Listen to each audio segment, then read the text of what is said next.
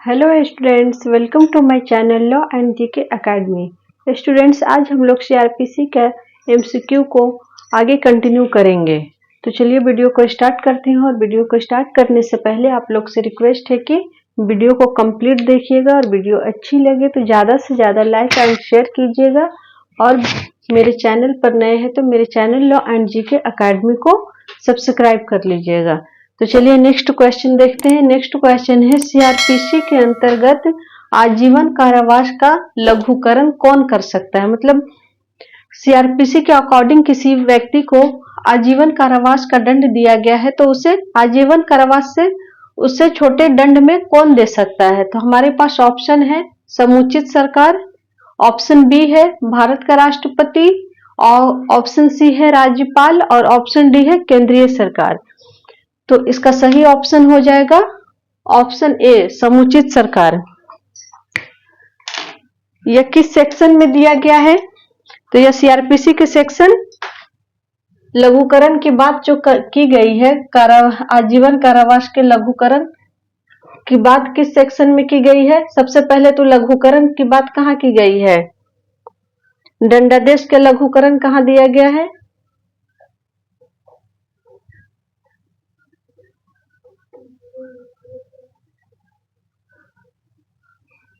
दंडादेश का लघुकरण कहाँ दिया गया है? सेक्शन 433। और आजीवन कारावास का लघुकरण 433 बी में दिया गया है।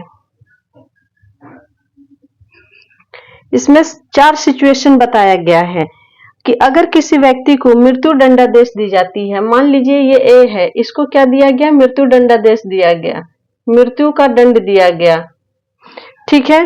तो अब इसको समुचित सरकार जो है किस दंड के रूप में इसका लघुकरण कर सकती है? तो मृत्यु के दंड को किसी भी अन्य दंड में लघुकरण कर सकती है। यहां लिखा है किसी भी अन्य दंड में।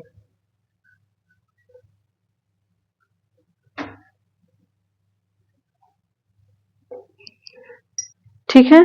और सेकंड में दिया है आजीवन कारावास के बारे में बताया गया है बी में कि आजीवन कारावास के दंडादेश को लघु करके, मान लीजिए किसी व्यक्ति को आजीवन कारावास का दंडादेश दिया गया है तो अगर समुचित सरकार जो है वो एप्रोप्रिएट गवर्नमेंट जिसको कहते हैं, वो कितना लघुकरण कर सकती है, कितना उससे कम कर सकती है?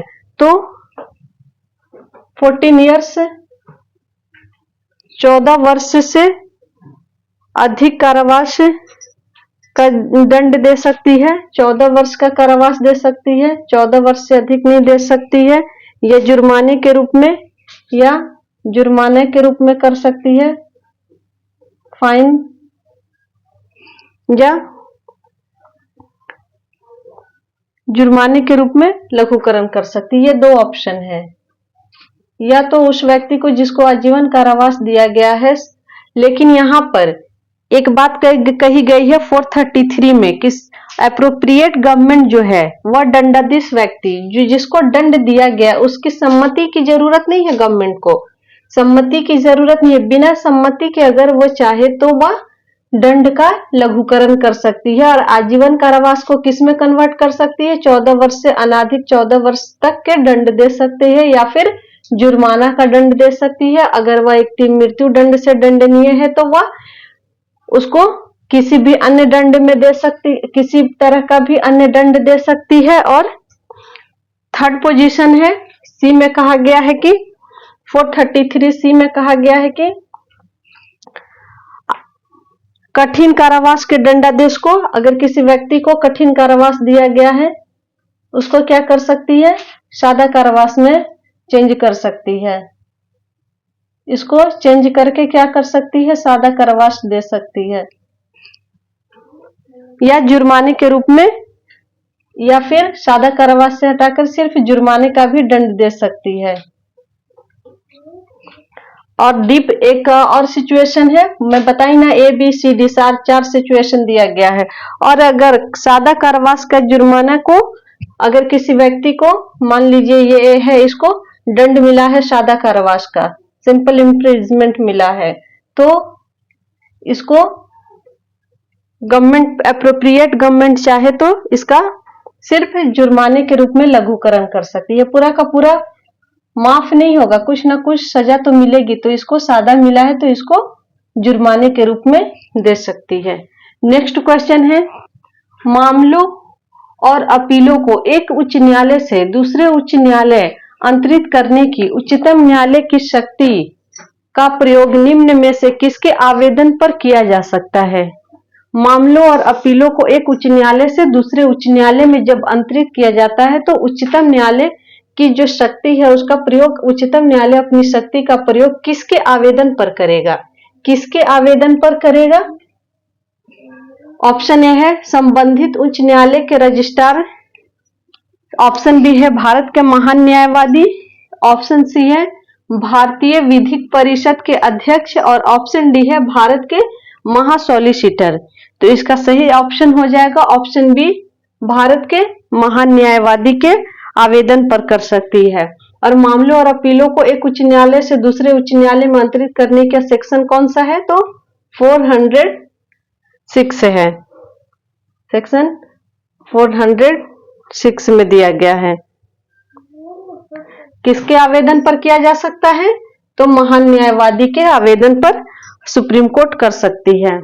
नेक्स्ट क्वेश्चन है, 10 वर्ष के कारावास का दंडादेश निम्न में से किसके द्वारा दिया जा सकता है? 10 वर्ष की अवधि का जो कारावास है का दंडादेश किसके द्वारा दिया जा सकता है? Option A first judicial magistrate, option B मुख्य न्यायिक मजिस्ट्रेट यानी chief judicial magistrate, option C सहायक सत्र न्यायाधीश यानी कि एडिशनल असिस्टेंट सेशन जज, और ऑप्शन डी है मुख्य महानगर मजिस्ट्रेट, चीफ मेट्रोपॉलिटन मजिस्ट्रेट। तो इसका सही आंसर हो जाएगा option C, option C first class magistrate. कल के क्लास में हम लोग पढ़े थे कितना इयर्स का दे सकती है? 3 इयर्स। 7 चीफ जुडिशियल मजिस्ट्रेट कितना दे सकती है? 7 इयर्स से कम, 7 इयर्स से कम, 7 इयर्स तक भी नहीं दे सकती, 7 इयर्स से कम दे सकती है। और सहायक सेशन न्यायाधीश 7 इयर्स से ज्यादा और 10 वर्ष के तक के कारावास को दे सकता है। और मुख्य महानगर मजिस्ट्रेट जो है वो जितना मुख्य न्यायिक मजिस्ट्रेट देगा उतना ही देने का उसे है। किस सेक्शन में दिया गया है? तो सीआरपीसी के सेक्शन 29 में दिया गया है। और सहायक सेशन न्यायाधीश वाला किस में दिया गया है? तो सेक्शन 28 में दिया गया है। नेक्स्ट क्वेश्चन है, सीआरपीसी के किन धाराओं में सत्र न्यायालय के समक्ष विचारण का प्रावधान है? मतलब कि सेशन न्यायालय के समक्ष विचारण की पूछ रहा है कि किस सेक्शन में दिया गया है सेशन न्यायालय के समक्ष विचारण। ऑप्शन ए है सेक्शन 225 से 237, ऑप्शन बी है 238 टू 243, ऑप्शन सी है 251 टू 259, ऑप्शन सी है 260 टू 265।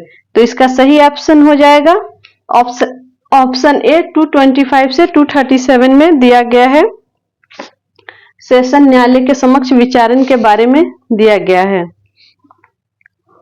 नेक्स्ट क्वेश्चन है, सीआरपीसी की धारा 306 के अधीन निम्न में से कौन क्षमादान नहीं दे सकता है? यहाँ क्या है? नहीं दे सकता है। फर्स्ट ऑप्शन ए है मेट्रोपॉलिटन मजिस्ट्रेट, ऑप्शन बी है सेकेंड क्लास जुडिशियल मजिस्ट्रेट, द्वितीय श्रेणी मजिस्ट्रेट को सेकेंड क्लास मजिस्ट्रेट कहते हैं, मुख्य न्यायिक मजिस्ट्रेट यानी चीफ जुडिशियल मजिस्ट्रेट, और ऑप्शन डी है प्रथम वर्ग मजिस्ट्रेट यानी फर्स्ट क्लास जुडिशियल मजिस्ट्रेट। तो कौन नहीं दे सकता है? तो हमारा ऑप्शन हो जाएगा बी, द्वितीय श्रेणी मजिस्ट्रेट को क्षमादान देने की शक्ति नहीं है। और किसको है? फर्स्ट क्लास मजिस्ट्रेट को है, मेट्रोपॉलिटन मजिस्ट्रेट को है और मुख्य न्यायिक मजिस्ट्रेट को है, इन तीनों को है। चलिए अब नेक्स्ट क्वेश्चन देखते हैं। नेक्स्ट क्वेश्चन है, यदि किसी अभियुक्त के पास साधन नहीं है कि वह अपने बचाव के लिए प्लीडर रख सके तो सत्र न्यायाधीश उसकी प्रतिरक्षा के लिए राज्य के व्यय पर प्लीडर उपलब्ध कराएगा। यह सीआरपीसी के किस धारा में प्रावधान है? मतलब कि क्वेश्चन पूछ रहा है कि प्लीडर रखने का प्रावधान सीआरपीसी के किस सेक्शन में दिया गया है। अगर किसी व्यक्ति के पास अपने बचाव के लिए प्लीडर रखने का साधन नहीं है, यानी कि उसके पास पैसे नहीं है कि वह प्लीडर अपने बचाव के लिए रख सके, तो राज्य के व्यय पर प्लीडर उपलब्ध कराएगा। यह सीआरपीसी के किस सेक्शन में दिया गया है। ऑप्शन ए है 301, ऑप्शन बी है 304, ऑप्शन सी है 306 और ऑप्शन डी है सेक्शन 305। तो इसका सही ऑप्शन हो जाएगा सेक्शन 304 में यह दिया गया है। नेक्स्ट क्वेश्चन है सीआरपीसी की कौन सी धारा में यह कहा गया है कि पुलिस अधिकारी अन्वेषण के दौरान यदि कोई कथन लेखबद्ध किया जाता है तो हस्ताक्षरित नहीं किया जाएगा। अगर कोई कथन किसी व्यक्ति द्वारा लेखबद्ध किया जाता है तो वह उसके द्वारा हस्ताक्षरित नहीं किया जाएगा। अगर पुलिस ऑफिसर इन्वेस्टिगेशन करता है और किसी व्यक्ति से कोई बात लिखवाता है तो वह उस व्यक्ति द्वारा हस्ताक्षरित नहीं किया जाएगा। यह सीआरपीसी के किस सेक्शन में कहा गया है। तो यह सीआरपी ऑप्शन 1A है धारा 164, ऑप्शन बी है धारा 163, ऑप्शन सी है धारा 162 और ऑप्शन डी है 161। तो यह सही ऑप्शन हो जाएगा ऑप्शन सी 162 में यह कहा गया है कि अन्वेषण के दौरान लिखे गए कथन को हस्ताक्षरित उस व्यक्ति द्वारा नहीं किया जाएगा। नेक्स्ट क्वेश्चन है गलत उत्तर बताइए। इसमें क्या बताना है, गलत उत्तर बताना है। क्वेश्चन क्या है, प्रथम सूचना रिपोर्ट का अर्थ है, प्रथम सूचना यानी कि एफआईआर का क्या अर्थ है, फर्स्ट इंफॉर्मेशन रिपोर्ट का क्या अर्थ है। ऑप्शन ए है किसी संज्ञेय अपराध के संबंध में सूचना, सही है। ऑप्शन बी है सूचना किसी पुलिस अधिकारी को दी गई हो, यह भी सही है। सूचना, ऑप्शन सी है सूचना के समय सूचना जो है वह समय के अनुसार प्रथम होनी चाहिए, यह भी सही है। और ऑप्शन डी है इसे सदैव लिखित में होना चाहिए। तो इसका सही आंसर हो जाएगा ऑप्शन डी। जरूरी नहीं है कि फर्स्ट इंफॉर्मेशन रिपोर्ट, प्रथम सूचना रिपोर्ट लिखित में दिया जाए, या मौखिक भी दिया जा सकता है और पुलिस वहां उसे रिटर्न करवाएगी। किस सेक्शन में है प्रथम सूचना रिपोर्ट, सेक्शन 154। इस पर प्रथम सूचना रिपोर्ट से रिलेटेड फेमस केस कौन सा है, Lalita Kumari versus state of UP, state of UP.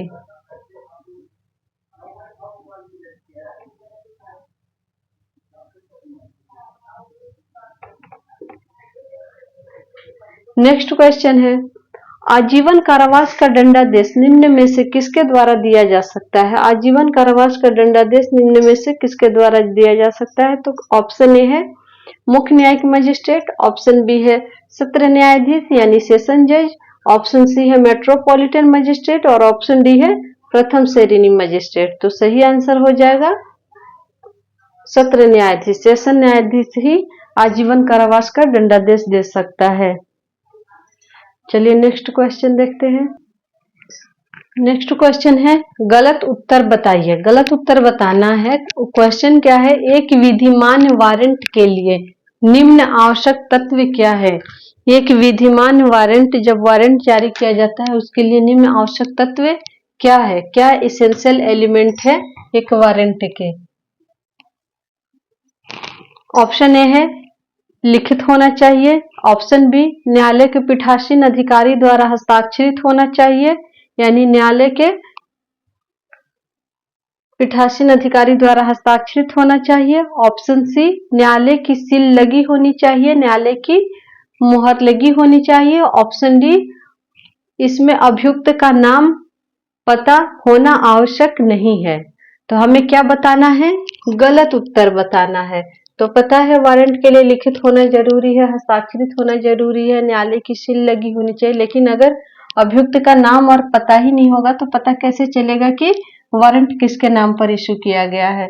तो हमारा ऑप्शन डी सही आंसर हो जाएगा। नेक्स्ट क्वेश्चन है अन्वेषण का उद्देश्य होता है। अन्वेषण यानी इन्वेस्टिगेशन का क्या ऑब्जेक्ट होता है? ऑप्शन ए है अभियुक्त को दंडित करना, ऑप्शन बी है साक्ष्य एकत्रित करना, एविडेंस कलेक्ट करना, और ऑप्शन सी है दोष मुक्त करना, ऑप्शन डी है दोष सिद्ध करना। तो सही आंसर हो जाएगा ऑप्शन बी, एविडेंस को कलेक्ट करना अन्वेषण का उद्देश्य होता है। अभी अन्वेषण हुआ ही नहीं, ट्रायल चला ही नहीं, तो कैसे किसी को दोषमुक्त या दोष सिद्ध किया जा सकता है? नहीं किया जा सकता ना, तो इसीलिए यह ऑप्शन बी सही आंसर है। नेक्स्ट क्वेश्चन है सीआरपीसी के किस धारा के अंतर्गत सत्र न्यायाधीश यानी सेशन जज अपनी अपीली शक्ति का प्रयोग कर सकता है? सेशन जज की अपीली शक्ति को पूछ रहा है कि सेशन जज अपनी अपीली शक्ति का प्रयोग किस सेक्शन के अंतर्गत कर सकता है? ऑप्शन ए है सेक्शन 373, ऑप्शन बी है सेक्शन 376, ऑप्शन सी है 397 और ऑप्शन डी है 398। तो इसका सही ऑप्शन हो जाएगा 373। नेक्स्ट क्वेश्चन है सीआरपीसी के किस धारा के अंतर्गत अभियुक्त स्वयं एक सक्षम साक्षी होता है? और एक्यूज्ड जो होता है स्वयं कब सक्षम साक्षी होता है?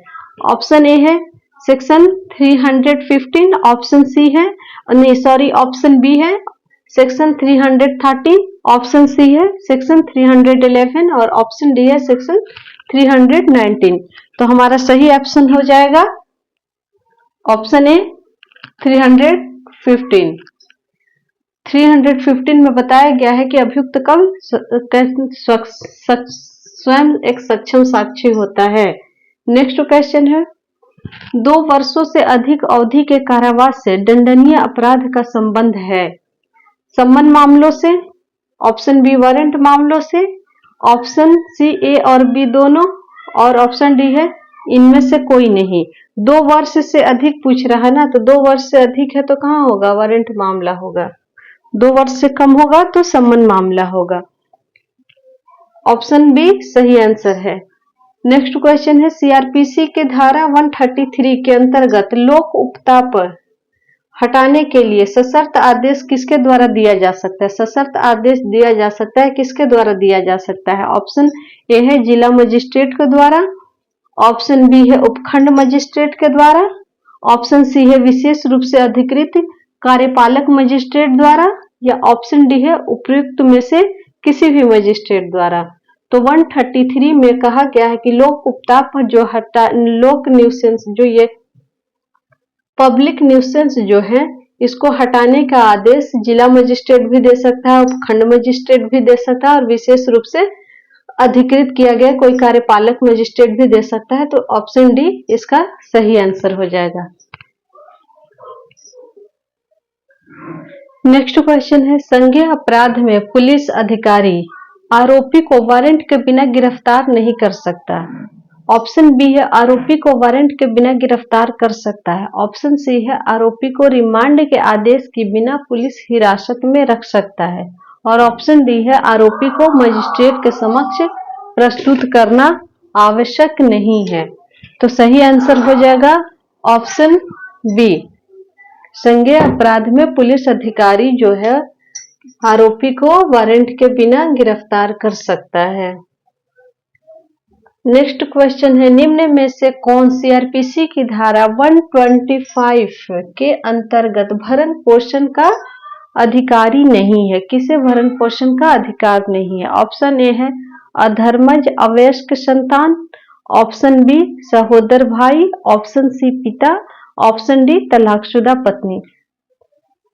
तो इसका सही ऑप्शन हो जाएगा सहोदर भाई। नेक्स्ट क्वेश्चन है सीआरपीसी की धारा 77 के अंतर्गत वारंट निष्पादित किया जा सकता है? वारंट कहां निष्पादित किया जा सकता है 77 के अंतर्गत? ऑप्शन ए है उस न्यायालय के क्षेत्राधिकार में जिसने वारंट जारी किया है, ऑप्शन बी है सत्र न्यायालय के क्षेत्राधिकार में, ऑप्शन सी है राज्य के किसी भी स्थान पर, और ऑप्शन डी है भारत के किसी भी स्थान पर। तो इसका सही आंसर हो जाएगा ऑप्शन डी, भारत के किसी भी स्थान पर। नेक्स्ट क्वेश्चन है क्या दांडिक न्यायालय उसके समक्ष प्रस्तुत किए गए किसी दस्तावेज को परिबद्ध कर सकता है? ऑप्शन ए हाँ, ऑप्शन बी नहीं, ऑप्शन सी केवल दीवानी न्यायालय, ऑप्शन डी वरिष्ठ अधिकारी की सहमति से। दांडिक न्यायालय जो है उसके समक्ष जो दस्तावेज प्रस्तुत किया जा सकता है उसको वह स्वयं से परिबद्ध कर सकता है, तो ऑप्शन ए हाँ कर सकता है। नेक्स्ट क्वेश्चन है, सीआरपीसी की कौन सी धारा के अधीन किया गया अपराध क्षमनीय नहीं है? मतलब किस धारा के अधीन अगर कोई अपराध किया जाता है तो वह क्षमनीय नहीं है। ऑप्शन ए है 352, ऑप्शन बी है 253, ऑप्शन सी है 354 और ऑप्शन डी है 358। तो सही आंसर हो जाएगा 253। चलिए नेक्स्ट देखते हैं। नेक्स्ट क्वेश्चन है, किस केस में कहा गया कि केस डायरी का उपयोग अभियुक्त नहीं कर सकता? ऑप्शन ए है उत्तर प्रदेश राज्य बनाम हरिश्चंद्र, ऑप्शन बी है आर्यवीर सक्सेना बनाम राज्य, ऑप्शन सी है केरल राज्य बनाम अमीनी, ऑप्शन डी है मुकुंद लाल बनाम भारत संघ। तो सही आंसर हो जाएगा ऑप्शन सी, केरल राज्य बनाम अमीनी। नेक्स्ट क्वेश्चन है, सीआरपीसी की धारा 308 के अंतर्गत एक सा अपराधी जो क्षमा की शर्तों को पूरा नहीं करता है झूठा साक्ष्य देने का पूरा नहीं करता है का विचारण झूठा साक्ष्य देने के लिए किसकी अनुमति से उस पर विचारण होगा? ऑप्शन ए है सेशन न्यायालय, ऑप्शन बी है उच्च न्यायालय, ऑप्शन सी है राज्य सरकार, ऑप्शन सी है उच्च न्यायालय के मुख्य न्यायाधीश। तो इसका सही आंसर हो जाएगा ऑप्शन बी, उच्च न्यायालय। नेक्स्ट क्वेश्चन है, सीआरपीसी के किस धारा के अंतर्गत भार साधक अधिकारी प्रथम सूचना रिपोर्ट प्राप्त होने पर संबंधित मजिस्ट्रेट को उसकी प्रतिलिपि भेजेगा? ऑप्शन ए है सेक्शन 154, ऑप्शन बी है सेक्शन 159, ऑप्शन सी है सेक्शन 156 और ऑप्शन डी है सेक्शन 157। तो इसका सही आंसर हो जाएगा 157, ऑप्शन डी। नेक्स्ट क्वेश्चन है, निम्न में से कौन सा वाद त्रुटिपूर्ण अन्वेषण से संबंधित है?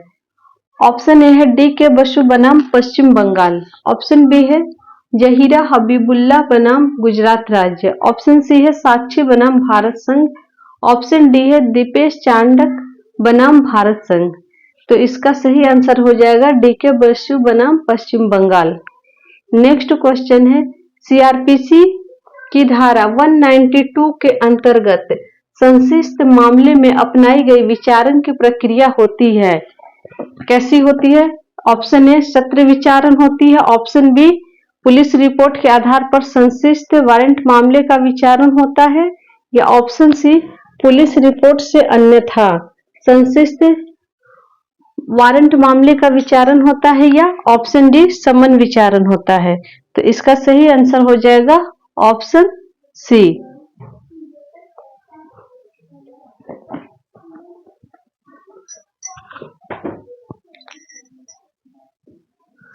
आई होप कि आपको मेरा ये वीडियो काफ़ी अच्छा लग रहा होगा। अगर वीडियो अच्छा लगता है तो प्लीज़ प्लीज़ प्लीज़ मेरे वीडियो को ज़्यादा से ज़्यादा लाइक एंड शेयर करें और मेरे channel law and GK academy को सब्सक्राइब कर लें।